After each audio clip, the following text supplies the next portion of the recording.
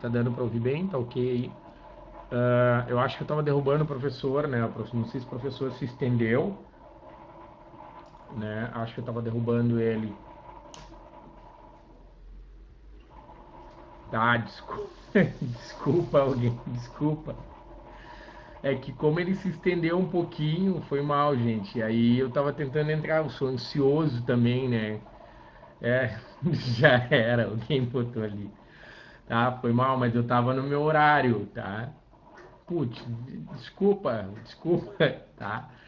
Eu tava no meu horário aqui, aí se o professor estendeu, eu vou ficar aqui clicando, derrubando. Foi mal, foi mal. Eu vou dar uns minutinhos, é que passa tão rápido, né? Enfim, a gente quer ficar aqui com vocês, a gente quer ficar trabalhando e passa muito rápido. E eu já tava sentado aqui, botei até um casaquinho, tá frio, tá bom, adoro essa temperatura, né? Tá friozinho. E aí, não sei se estão sentindo o cheirinho bom de café, né? Tô passando um café aqui, né? Tá eu e meu grande amigo aqui, que é meu Paps. E aí a gente tá passando um café. Estão sentindo o cheirinho? Ai, bom, né?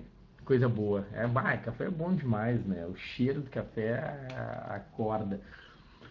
Gente, foi mal, tá? Desculpa aí, eu não sei quem é que estava aí antes com vocês, talvez o Demetrios, isso. Vou mandar um pedido de desculpa dele. Ah, eu adoro frio, frio é bom demais, é bom demais, bom demais. Deixa eu. Aqui tá ok a câmera, tá ok. Deixa eu ver se é uma coisa aqui. Tá, pronto. Tá bom, não tá tão assim, sei lá, interessante, né? E aí, deixa eu. Aí, deixa eu só tomar um. Ó, saúde, tá, gente? Saúde, saúde, saúde. Cafezinho. Gente, olha só. Ontem nós começamos aqui o assunto sobre migrações. Lembram? A imagem tá boa? Parece que tá tão estourado. Ah, já sei o que que é. Já sei o que que é. Então, ontem nós começamos o assunto sobre migrações, perfeito. E aí eu só queria ver com vocês o seguinte: nós começamos falando do que é o que seria um refugiado, né? O que seria um imigrante, lembram disso? Ah, e aí eu acho que eu parei com vocês aqui até mostrando os caminhos, perfeito? Alguém pode dar uma confirmada aqui, mostrando os dois principais caminhos que eles utilizam, né? Os dois principais caminhos que eles utilizam. E aí eu falei isso, obrigado pela confirmação. Falei do caminho dos Balcãs, né? Turquia, Grécia, região balcânica, né? Os Balcãs, e falei para vocês ali do Mar Mediterrâneo Central. Perfeito? Foi o que nós trabalhamos ontem, né? Isso, terminei exatamente aqui nessa imagem. Então, olha só, né? Os dois principais caminhos. Isso pode ser cobrado em prova, tá? Então, o Mar Mediterrâneo Central, daí sai da Líbia, e eu vou tocar no assunto Líbia de novo. Sai da Líbia, sai da Turquia, tá? E ingressa aqui pelo sul da Itália e também o caminho dos Balcãs. Comentei com vocês que em 2016 cerca de 5 mil pessoas morreram, né? Nessas travessias aqui, tá? Então, aí eu trago uma outra informação. Aqui, as duas principais rotas utilizadas, caminhos, Mar Mediterrâneo Central e região balcânica.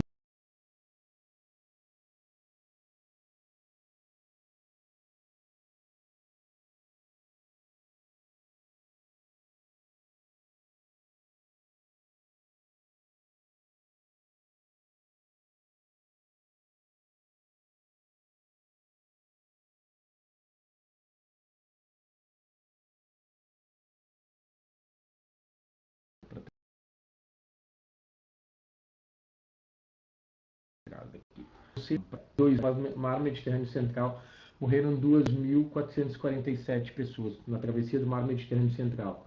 Em 2015, tá? Mas isso até agosto de 2015, morreram 2.267 pessoas na tentativa de travessia, tá? Aí olha só, Atravessar o mar Mediterrâneo com destino à Europa é uma jornada perigosa para os imigrantes, tá? Entre 2010 e 2017, 33.700 pessoas morreram. Entre 2010 e 2017, 33 mil pessoas morreram, segundo o relatório das Nações Unidas, tá? Então, de acordo com a Organização Internacional para as Migrações, em 2016, 5 mil pessoas. Então, o perigo dessa travessia, né? Então, o perigo dessa travessia é muito, muito, muito, muito, muito grande, tá? Muito grande. Então, é bem complicado. Se não bastasse isso, gente, se não bastasse isso, olha só. Aqui nós temos uma imagem, tá? Para vocês terem uma ideia, é uma imagem bem chocante, bem... Pena que tá estourado. Deixa eu ver se depois eu dou uma melhorada nesse material, tá? Muitos desses refugiados, desses imigrantes, eles são capturados. Eles são capturados durante a travessia pela guarda costeira da Líbia, pela guarda costeira italiana, e existe um acordo, né, entre a guarda costeira da Líbia e ali alguns países membros da União Europeia. Existe um acordo. A guarda costeira da Líbia, ao capturar estes refugiados, acaba colocando esses refugiados em centros de detenções na Líbia, tá? Em centro de detenções na Líbia. E o que é mais assustador, estes refugiados se tornam escravos. Nós temos dentro dessa questão migratória, gente, um enorme tráfico de escravos, exatamente, um enorme tráfico de refugiados, de imigrantes, eles se tornam escravos, tá? Então, muitos ficam ali famintos, são torturados, são estuprados, são colocados em centros de detenções, né, desnutridos. Tá? De acordo com as ONGs instaladas na Líbia, eles denunciam as condições desses centros de detenções, dizendo que eles são violentados, né, são escravizados. Olha só, a gente está falando de um trabalho análogo ao de escravo. Isso em 2019 e 2020. Perfeito? Então eles vão se tornar escravos, tá? Aí o que acontece? Segundo essas organizações, né, a política migratória dos países europeus, firmando ali acordos com autoridades, né, da Líbia. Então na Líbia, no norte do continente africano, fronteira com o mar Mediterrâneo, nós temos aí tráfico de escravos, tá? Então muitos deles que são torturados, perfeito? Então, se não bastasse ainda isso, muitos quando chegam no continente europeu são tratados ali, né, como clandestinos, são tratados como imigrantes ilegais. Tanto eu trago a reportagem aqui do jornal A França em Pânico em Busca de Soluções. Isto é, existe uma forte xenofobia. Existe uma forte xenofobia.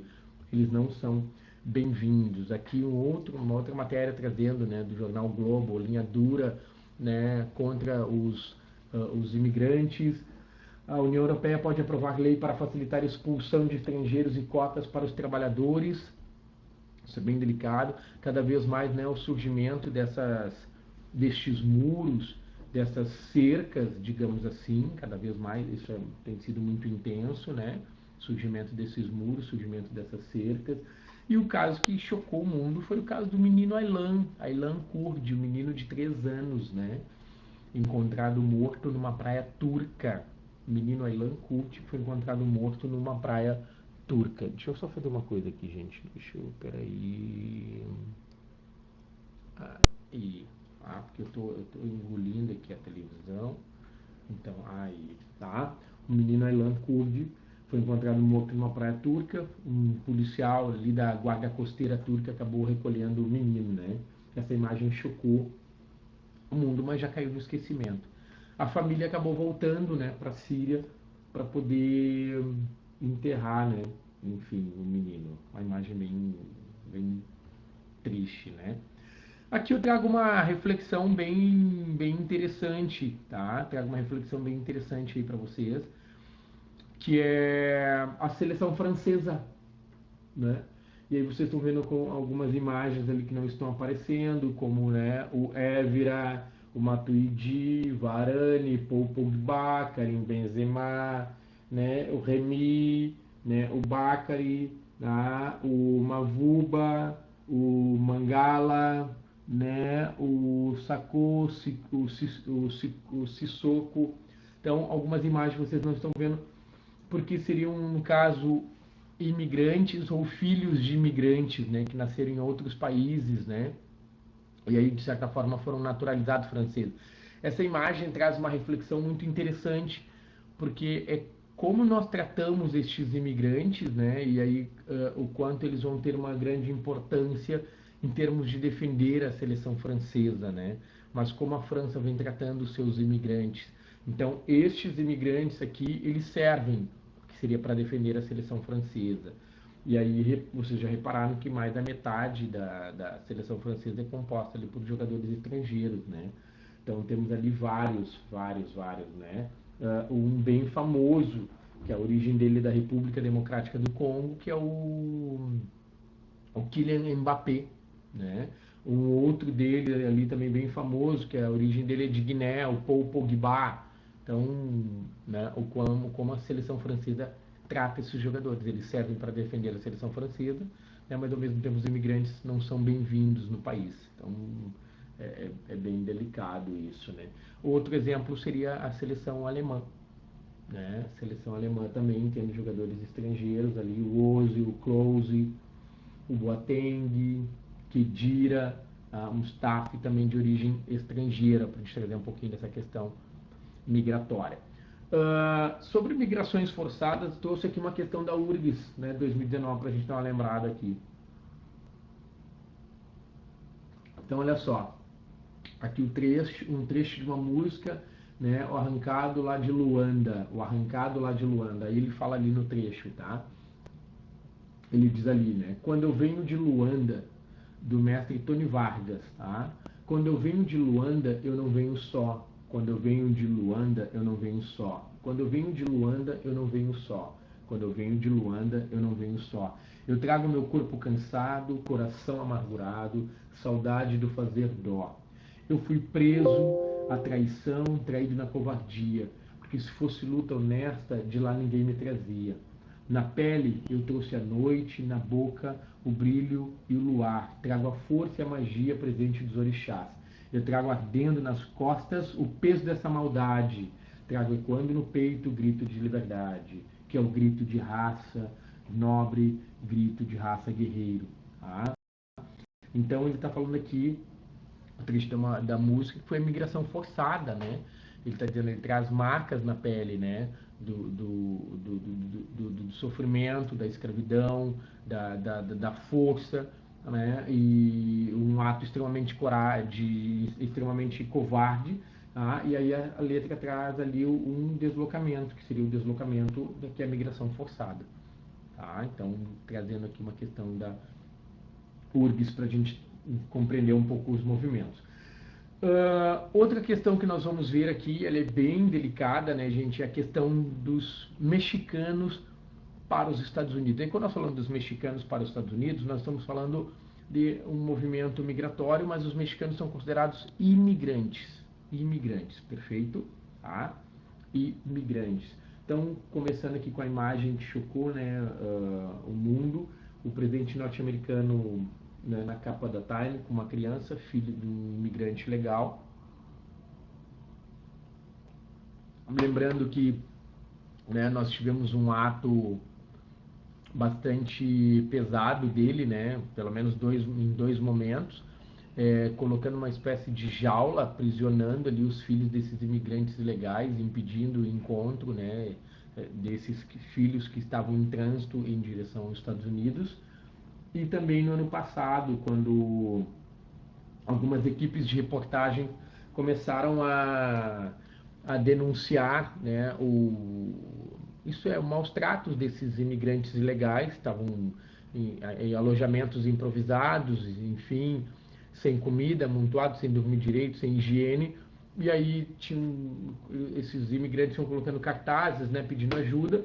E uma equipe de reportagem foi entrevistar o presidente norte-americano, né, perguntando sobre a situação, e ele respondeu sem constrangimento algum, fazendo gestos com as mãos, do tipo dizendo, né, se vocês não quiserem isso, não venham para cá. né? Tipo assim, como quem agora aparece mais, né? Como quem empurra, né? Como quem empurra. Se vocês não quiserem isso, não venham para cá. Então, uma situação bem triste, bem delicada mesmo. Então, olha só, gente.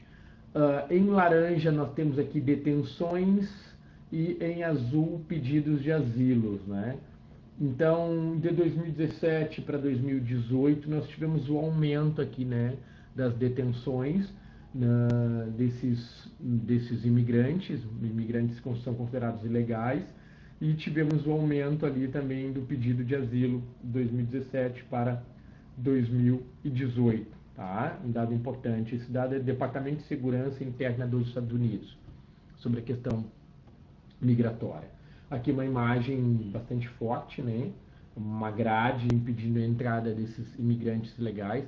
Lembrando que os Estados Unidos, através do Donald Trump, existe uma política, um desejo dele muito forte em fortalecer o muro entre os Estados Unidos e México.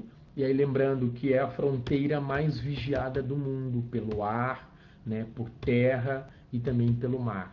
Pelo ar, por terra e pelo mar. A fronteira entre o México e os Estados Unidos, a fronteira mais vigiada. São aproximadamente ali 3.000 quilômetros, né, de fronteira entre pegando assim, digamos, os dois oceanos, tá?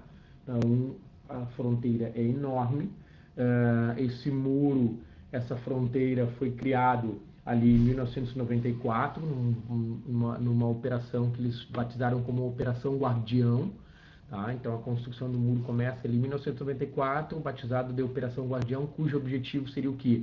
Né, conter a entrada desses imigrantes ilegais. Então, parte da sua fronteira, objetivo impedir a entrada dos imigrantes legais, sobretudo, obviamente, mexicanos e centro-americanos. Tá? Então, um programa anti-imigração ilegal batizado como Operação Guardião, construção do muro em 1994. Perfeito?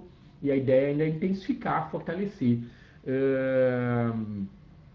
Em algumas partes, para vocês terem uma ideia, eles utilizam, eu não vou saber dizer que é, porque isso é um nome técnico, né, mas a parte que é um mapeamento por, né, um zoneamento por calor, né, por raios assim infravermelho, para sensores, né, de calor, para perceberem ali ou detectarem o movimento desses imigrantes, né? Então é uma zona extremamente monitorada, a fronteira entre os Estados Unidos e o México.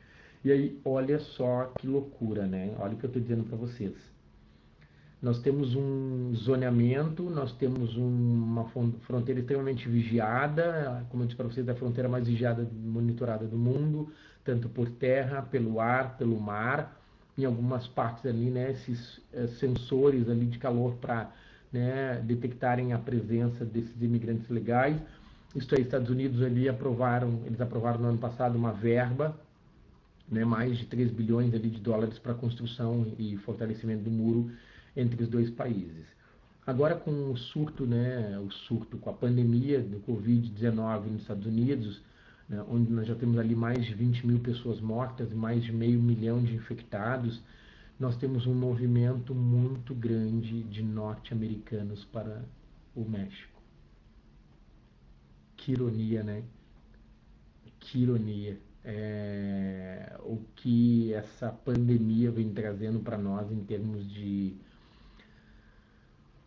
reflexões sobre o comportamento da humanidade, né? Seria muito interessante vocês assistirem o filme O Poço, né? E tem uma charge muito bacana, depois eu vou compartilhar, que é uma charge em que todas as pessoas, né, estão confortáveis, privilegiadas, assistindo Netflix, tomando chimarrão, tomando um café, como eu também sou não podemos negar isso. E os trabalhadores estão lá nas ruas, né? E essa charge também remete ao filme O Poço, né? Então é bem interessante.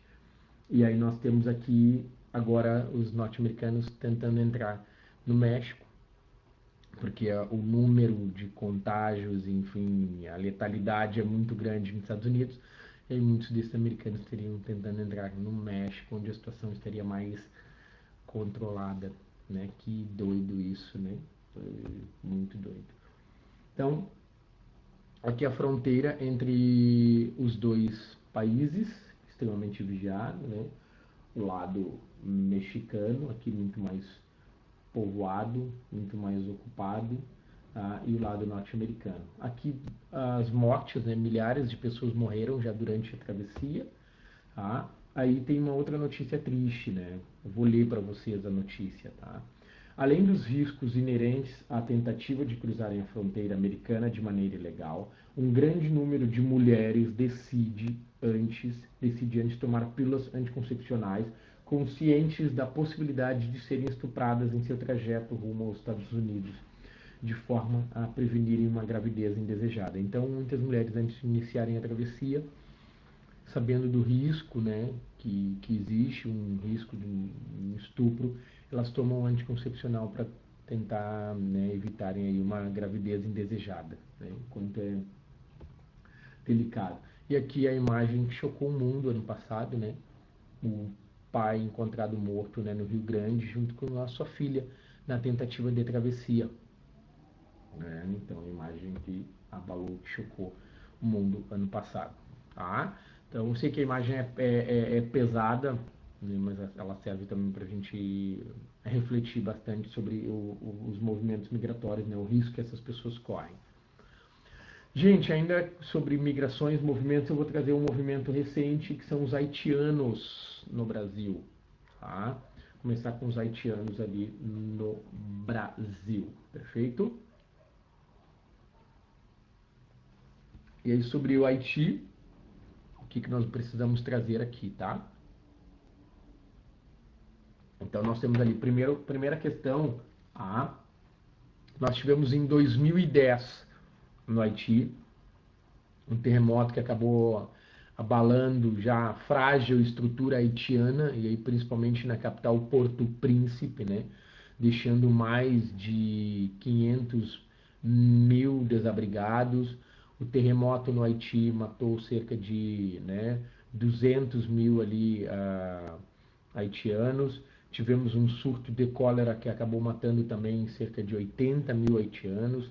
Se não bastasse a passagem de um furacão, na época também abalando completamente as estruturas. Então nós temos aqui, ó, quando a gente fala do Haiti, além do tivemos o terremoto, ó, terremoto devasta Porto Príncipe, deixando cerca de 222 mil mortos, né? 222 mil mortos. Então, mais o surto de cólera, mais o número de desabrigados, mais a passagem de um furacão. Então, nós temos vários acontecimentos que vão gerar, né, uma repulsão, vão gerar uma migração, de certa forma, forçada. Terremoto, furacão, cólera, e vão gerar uma migração forçada.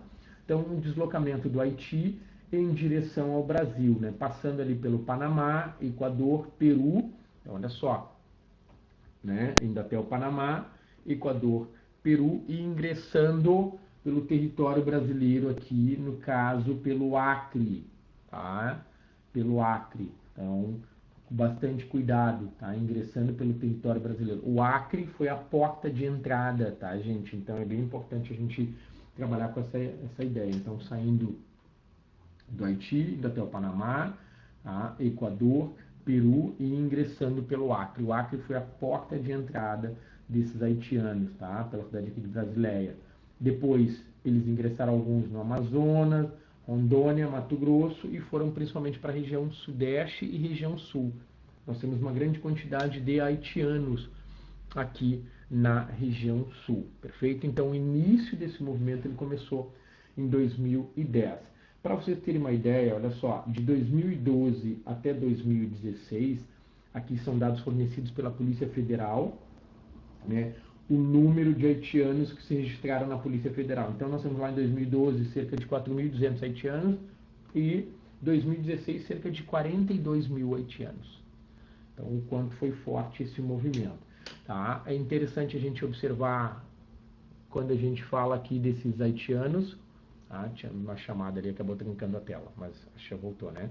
Então, quando a gente fala da questão dos haitianos, gente, olha só, muitos hoje possuem, eles estão vindo para cá com uma mão de obra extremamente qualificada. Nós temos uma fuga de cérebros de haitianos, para vocês terem uma ideia. Fuga de cérebros. Os haitianos, quando chegam aqui, eles são poliglotas.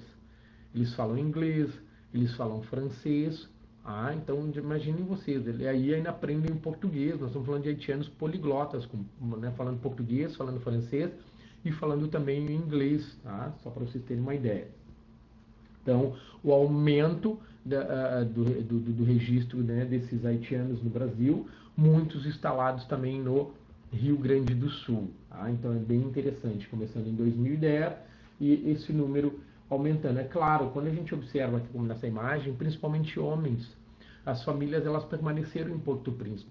Então, eles estão vindo para cá em busca, né, de trabalho e mandando dinheiro para suas famílias em Porto Príncipe. Então, isso é bem interessante da gente observar. É importante a gente também fazer uma denúncia.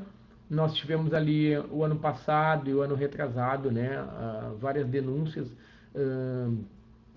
a respeito do trabalho análogo ao de escravo, isto é, a exploração da mão de obra desses haitianos, muitos deles colocados ali dentro de alojamentos improvisados, mas pior do que isso, em péssimas condições, sem banheiro, né, sem água encanada, dormindo no chão e trabalhando de forma escrava. Tá? Isso no estado de Mato Grosso, isso também em Rondônia. Então, o registro ali da mão de obra escrava, utilizando esses haitianos e colocando eles em péssimas condições também, vale a gente fazer o registro. Tá? Só para vocês terem aqui uma ideia da entrada, e não só dos haitianos, mas pegando aqui alguns refugiados, em 2010, o número de imigrantes aumentou em 160%, de acordo com a Polícia Federal. Tá? O Brasil contabilizava, em dezembro de 2018, 11 mil refugiados já reconhecidos. Agora um dado geral, Brasil. Tá? 11 mil refugiados já reconhecidos.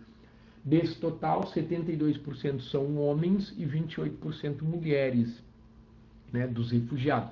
De 11.200 refugiados já registrados, identificados aqui no Brasil, 72% homens, 28% mulheres. Naquele mesmo mês, né, dezembro de 2018, havia cerca de 161 mil pedidos de reconhecimento. Isso em dezembro de 2018, 161 mil pedidos de reconhecimento.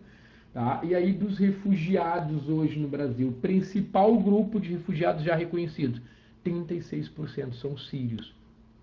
Então, hoje, no Brasil, atualmente no Brasil, principal grupo de refugiados, sírios, 36% são sírios, tá? Aí nós vamos ter ali 15% congoleses, 9% angolanos, 7% colombianos e 3% venezuelanos. Sim, alguns venezuelanos recebem status de refugiados. Lembram? Nós falamos anteriormente ali sobre a diferença entre um imigrante e um refugiado. Alguns venezuelanos são reconhecidos como refugiados, estão sofrendo alguma perseguição. Tá? Existe, então, um risco de morte ali, né? Então, nós temos uma assistência mais urgente a alguns venezuelanos, porque eles são considerados ali refugiados, perfeito? Tá? Interessante a gente trazer aqui a notícia, né? Porque em 2012, né, para te ver que não é só a Europa, o Brasil também. Brasil fecha fronteiras para conter invasão de haitianos.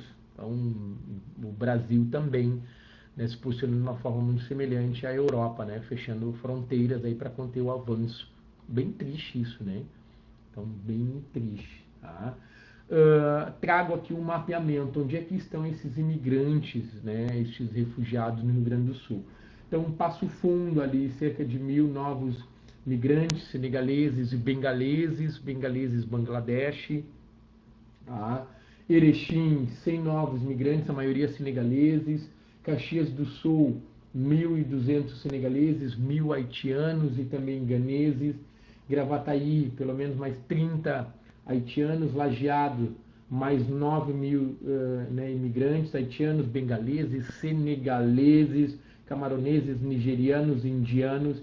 Encantado, haitianos, senegaleses. E aí reparem que esses imigrantes estão principalmente, né, no centro-norte do Rio Grande do Sul, centro-norte. Por quê? Porque é uma região mais rica, né? Onde nós temos mais indústrias, porque no sul nós temos mais latifúndios, a vocação do sul é muito mais a terra, a agricultura e são grandes latifúndios, e, né, não menos industrial. O centro, norte, né, e a região metropolitana, claro, obviamente, são regiões mais industriais, perfeito? E aí reparem que muitos deles também vão em direção ao interior, né, Caxias do Sul, Bento Gonçalves, a região tanto da Serra como a região do Vale do Taquari, por um custo de vida, né, o custo de vida é mais baixo, né, do que na capital, do que na metrópole. Então eles vão em direção ao interior, vão em direção à cidade da região metropolitana e não ficam na metrópole, porque a metrópole tem custo de vida mais alto, Porto Alegre tem um custo maior, né? E também vão em direção ao interior pelo emprego, perfeito? Então, chama a atenção de Caxias do Sul, que é um polo metal mecânico, né, turístico, vinícola, moveleiro. Então, nós temos ali várias atividades em Caxias do Sul que acaba atraindo essa mão de obra, tá? Outra questão que eu chamo a atenção aqui de vocês é que tanto em Encantado, e agora esse processo está acontecendo em Lajeado, para inserir, para incorporar, para integrar estes haitianos em Encantado, o município de Encantado, fica bem pertinho de Lajeado, tá? Colonização italiana. Eles inseriram no calendário, né, do município, como data comemorativa, o Dia da Bandeira Haitiana. Exatamente. Então faz parte da data comemorativa do calendário ali municipal de Encantado, a comemorar, né, em maio o Dia da Bandeira Haitiana. Isso é uma forma de incorporar, de reconhecer, de integrar, né, um gesto muito bacana, muito bonito. E isso também está em processo ali em Lajeado. Tá? Então, bem interessante esse dado. Termino com essa imagem aqui bacana, né? Essa imagem bonita aqui, a carteira de trabalho desses imigrantes haitianos e o reconhecimento deles. Nosso tempo estourou, antes que daqui a pouco, antes que algum professor me derrube, tá? Né? Eu já derrubei outro professor, vai que alguém queira se vingar, né? Peço desculpas, tá? Pela minha ansiedade. Aula que vem nós vamos falar dos venezuelanos. Ok, gente? Um beijo no coração de vocês, um bom descanso, bom trabalho, bom estudo, tá? Tomem chá, tomem café, se aqueçam e vamos manter aí a nossa serenidade, tá bom? Um beijo enorme para vocês, tá, gente? Valeu, tchau, tchau, contem comigo, até!